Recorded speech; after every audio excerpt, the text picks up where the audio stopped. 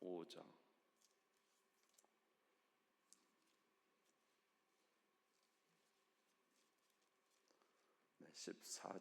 14장 26절에서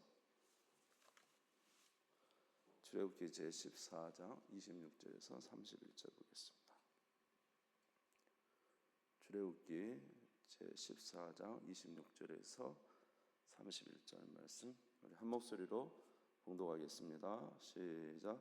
여호와께서 모세에게 이르시되 내 손을 바다 위로 내밀어 물이 애굽 사람들과 그들의 병거들과 마병들 위에 다시게 흐르게 하라 하시니 모세가 그 손을 바다 위로 내밀매 새벽이 되어 바다의 힘이 회복된지라. 애굽 사람들이 물을 거슬러 도망하나 여호와께서 애굽 사람들을 바다 가운데 엎으시니 물이 다시 흘러 병거들과 기병들을 덮되 그들의 뒤를 따라 바다에 들어간 바로의 군대를 다 덮으니 하나도 남지 아니하였더라. 그러나 이스라엘 자손은 바다 가운데를 육지로 행하였고 물이 좌우에 벽이 되었더라. 그날에 여호와께서 이같이 이스라엘을 애굽 사람의 손에서 구원하시매 이스라엘이 바닷가에서 애굽 사람들이 죽어 있는 것을 보았더라. 이스라엘이 여호와께서 애굽 사람들에 행하신 그 큰 능력을 보았으므로 백성이 여호와를 경외하며 여호와와 그의 종 모세를 믿었더라. 아멘. 네, 하나님께서는 이스라엘 백성들을 바로의 압제에서 구원해 내셨습니다. 10가지 재앙이 있었지만 그 마지막 재앙은 장자가 죽는 그런 재앙이었죠. 똑같이 하나님의 심판이 애국과 그리고 이스라엘 백성들에게 임했지만 그 문설주 임방에 어린 양의 피를 바르는 이스라엘 백성들에게는 이제 그 하나님의 심판이 넘어가게 되어서 장자가 죽지 않고 이제 살게 되는 이런 은혜를 얻었습니다. 이스라엘 백성들이 그런 이제 은혜를 얻었지만은 사실은 그것은 그 장자의 죽음, 어린 양이지만 하나님의 맏아들이신 독생자이신 예수 그리스도의 죽음을 통해서 이스라엘 백성들이 구원 얻는 것을 예표하고 있는 것이죠. 그러니까 이제 저와 여러분의 구원, 이스라엘 백성들의 구원이 그냥 하나님의 어떤 넘어감이 아니라 하나님은 그의 아들을 이제 대신 주심으로 인해서 우리가 구원을 얻은 것입니다. 그래서 장자를 이제 내어 주신 것으로 인해서 이스라엘 백성들에게 다 첫 아들들, 그 다음에 짐승의 첫 새끼들도 다 하나님 것이라고 말씀하시면서 그들에게 그것을 하나님 앞에 드리기를 원하셨죠. 자, 그래서 이스라엘 구원은 그냥 이루어진 것이 아니라 하나님의 큰 희생으로 이루어졌다는 사실을 우리가 알 수가 있습니다. 이렇게 하나님의 은혜로 구원을 받은 이스라엘 백성들은요, 이제 은혜로 구원을 받았지만 문제는 뭐냐 하면 그 속은 변하지 않았다는 것이죠. 우리가 예를 들어서 어떤 사람이 큰 죄를 저질렀어요. 근데 재판정에 갔어요. 이제 무슨 보석이든지 무슨 이제 대가를 치름으로 그가 이제 그 옥에서 나오게 됐다고 합시다. 그렇지만 그가 이제 어떤 그 죄에 대한 책임에서는 면제를 받았지만 그 속 사람이 변했느냐는 다른 문제죠. 아무리 재판정에서 그가 이제 모든 것에 이제 법률적으로 그가 이제 면책을 받았다 하더라도 중요한 것은 그 사람이 죄인의 성향이 바뀌었느냐, 이것은 안 되는 것입니다. 그러니까 아무리 교도소에 가서 그 죄인들을 교화해도 쉽게 마음이 변하지 않는 거죠. 이스라엘 백성들은 마찬가지죠. 하나님의 은혜로 그 어린 양의 희생으로 애굽에서 구원을 받았지만 그러나 그들의 속마음이 변한 것에 대해서는 전혀 이제 어떤 변화의 모습을 이제 발견할 수 없죠. 그것을 알 수 있는 것이 여러분들이 이제 지금 성경을 읽어가고 있지만 출애굽기 이스라엘 백성들이 출애굽한 이후에 하나님을 잘 섬기고 있습니까? 계속 뭐 하고 있죠? 성경은 안 읽으셨구나. 설날을 가지고 계속 뭐 하고 있죠? 원망, 불평하고 있죠. 그러니까 하나님의 선민으로서 하나님의 은혜로 구원을 받은, 특별하게 하나님의 선택받은 이스라엘 백성들이지만 그 마음은 변하지 않은 것입니다. 그래서 하나님께서 그들의 마음을 변화시키는, 우리가 다 외적으로는 죄사함을 받고 용서를 받았지만 우리가 용서를 받았다면 용서받은 하나님의 자녀로서의 성향이 드러나야 되잖아요. 뭔가 변화의 삶이 있어야 되잖아요. 그것은 이제 하나님께서 이 출애굽에서 광야길을 통해서 이제 그들을 하나님께서 연단시키시고 훈련시키신 것을 알 수가 있습니다. 오늘은 우리 성경을 좀 찾으면서 보겠습니다. 출애굽기 13장 17절을 한번 읽어봅시다. 13장 17절 같이 읽어보겠습니다. 시작. 바로가 백성을 보낸 후에 블레셋 사람의 땅의 길은 가까울지라도 하나님이 그들을 그 길로 인도하지 아니하셨으니 이는 하나님이 말씀하시기를 이 백성이 전쟁을 하게 되면 마음을 돌이켜 애굽으로 돌아갈까 하셨습니다. 아직 믿음이 매우 연약해요. 예수 믿어도 처음부터 믿음 좋은 거 아니에요. 어린아이. 그러니까 이제 어려움을 딱 닥치면 그냥 바로 뒤돌아설 수 있기 때문에 여기 이 애굽에서 가나안 땅까지의 거리가 한 달 정도면 약 400km랍니다. 한 달 정도면 갈 수 있는 거리예요. 그런데 하나님께서 그 길로 인도하지 않냐고 광야길로 돌리셨다는 거죠. 이유는 뭐냐 하면 그들이 신분상은 하나님의 백성이지만 아직 그 안은 하나님의 백성으로 온전한 믿음이 준비되어 있지 않았기 때문에, 그래서 이 광야를 통해서 하나님은 그들을 하나님 백성에 합당한 믿음을 가진 자로 만드시기를 원하는 것이죠. 그래서 광야로 돌리는 것입니다. 그리고는 첫 번째 맞닥뜨린 게 뭐냐면 바로 홍해 앞이죠. 출애굽기 14장 1절에서 3절 한번 보겠습니다. 여호와께서 모세에게 말씀하여 이르시되 이스라엘 자손에게 명령하여 돌이켜 바다와 믹돌 사이에 비하히롯 앞 곧 바알스몬 맞은편 바닷가에 장막을 치게 하라. 바로가 이스라엘 자손에 대하여 말하기를 그들이 그 땅에서 멀리 떠나 광야에 갇힌 바 되었다 하리라. 이제 홍해 앞에 딱 서게 하니까 이제 앞은 홍해고 뒤는 이제 바로가 막 쫓아오지 않습니다. 그러니까 이제 이들의 본성이 드러나죠. 뭐라고 합니까? 애굽에서 죽을 땅이 없어서 이 광야로 데려와서 우리가 여기서 죽게 하느냐? 그래서 모세에게 막 엄청난 원망을 하죠. 그런데 하나님께서 어떻게 하셔요? 바다를 가르셔가지고 이스라엘 백성들이 마른 땅을 지나게 하시고 결국 바로의 그 군대를 물에 수장시켜 버리시잖아요. 아멘. 자, 이것을 통해서 결론적으로 하나님이 그들에게 보여주고 싶은 게 뭐냐면 오늘 우리가 읽은 본문의 30절, 31절 한번 14장 30절, 31절을 읽어보겠습니다. 시작. 그날에 여호와께서 이같이 이스라엘을 애굽 사람의 손에서 구원하시매 이스라엘이 바닷가에서 애굽 사람들이 죽어 있는 것을 보았더라. 이스라엘이 여호와께서 애굽 사람들의 행하신 그 큰 능력을 보았으므로 백성이 여호와를 경외하며 여호와가 그의 종 모세를 믿었더라. 아멘. 결국 이 일을 통해서 하나님이 무엇을 그들에게 주시기를 원한 거예요? 하나님을 신뢰하는 믿음을 주시기 원한 거죠. 홍해를 가르시고 애굽의 군대를 수장시키심으로 하나님의 권능이 얼마나 큰지, 또 지팡이를 내밀었을 때 바다가 갈라지는 걸 통해서 모세가 하나님의 사람이라는 것을 알려주시고 그들이 믿음을 갖기를 원하셔서 이런 일을 행하신 것입니다. 그러니까 우리 예수님도 많은 기적과 이적을 행하셨죠. 그래서 무엇을 나타낸 거예요? 본인이 직접 하나님으로부터 온 자요, 또 그것을 본 자들에게 믿음을, 예수를 믿는 믿음을 갖게 하기 위해서 예수님께서 갖가지 이적을 일으킨 것을 우리가 알 수가 있습니다. 자, 이제 이렇게 출발한 이스라엘 백성들은 참 큰 믿음을 가져야 되는데 역시 그들은 믿음이 부족해서 오늘 이제 읽은 본문 속에서 보면은 우리가 읽은 본문 속에서 이제 오늘 우리 분량의 그 본문 속에 보면 세 번의 원망이 나옵니다. 첫 번째는 그 마라에서 원망이 출애굽기 15장 22절에서 24절에 보시면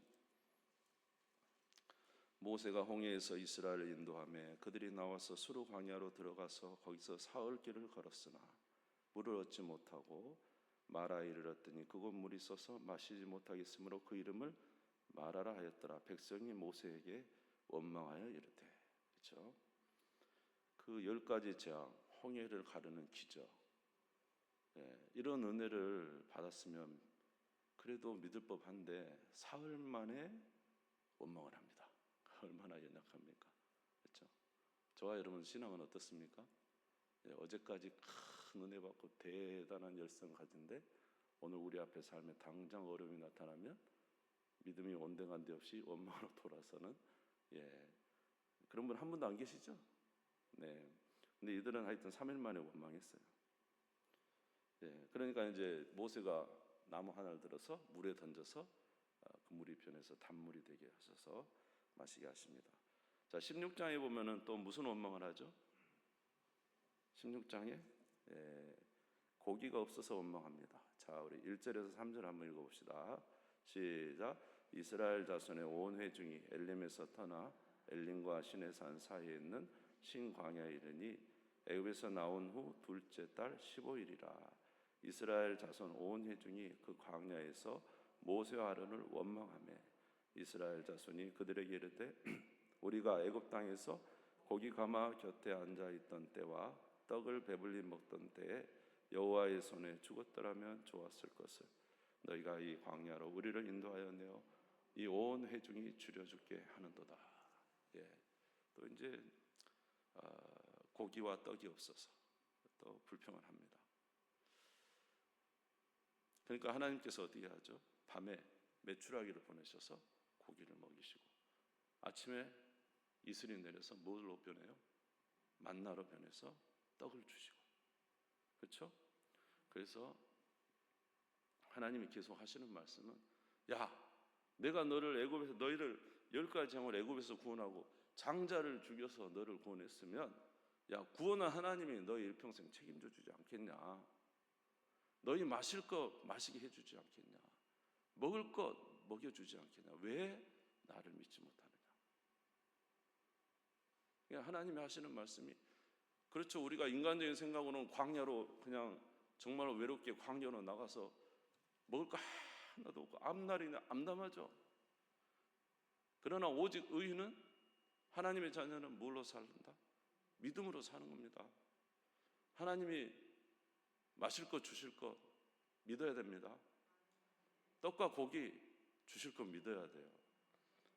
하나님이 우리 안에 착한 일을 시작했으니까 마무리 지을 거예요. 그렇죠? 이스라엘 백성들이 하나님을 믿어야 되는데 자기를 애굽에서 구원하신 하나님을 믿지 못하고 계속 불평과 원망을 하는 거예요. 없는 것 때문에 불평 원망하는 거예요. 하나님이 이런 기적들, 메추라기를 보내시고 만나를 내리셔서 그들에게 고기와 떡을 줄 수 있는 분이라는 것을 알려주시면서 믿음 갖기를 원하셨죠. 근데 세 번째로는 또 마실 물이 없는 거죠.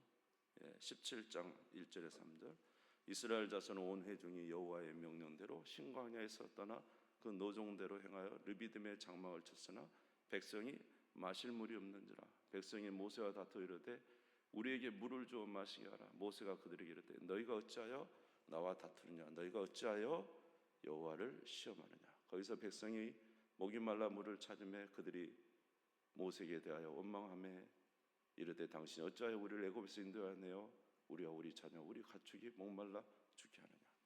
꼭 자식이 부모한테 왜 나를 낳아서 이 고생을 시킵니까? 뭐 이런 뜻이에요. 얼마나 이게 못된 말이에요 이게. 그러니까 하나님 입장에 참 이 하나님 가슴이 아프게 하는 말을 하고 있어요 이스라엘에서. 하나님은 능히 그들을 구원할 수 있고 먹일 수 있는 분이십니다. 아멘. 저희가 모세에게 반석에 가서 지팡이를 가져와서 반석을 치라고 하죠. 자, 6절 7절 읽겠습니다. 시작. 내가 호렙산에 있는 그 반석이 거기서 내 앞에 서리니 너는 그 반석을 치라. 그것에서 물이 나오리니 백성이 마시리라. 모세가 이스라엘 장로들의 목전에서 그대로 행하니라. 그가 그곳 이름을 마사 또는 무리바라 불렀으니 이는 이스라엘 자손이 다투었으며 또는 그들이 여호와를 시험하여 이르기를 여호와께서 우리 중에 계신가 안 계신가 하였습니다. 지금 광야를 가고 있으면 하나님이 우리를 도와줄까 안 도와줄까, 우리를 마실 물을 줄까 안 줄까 시험했다는 거죠.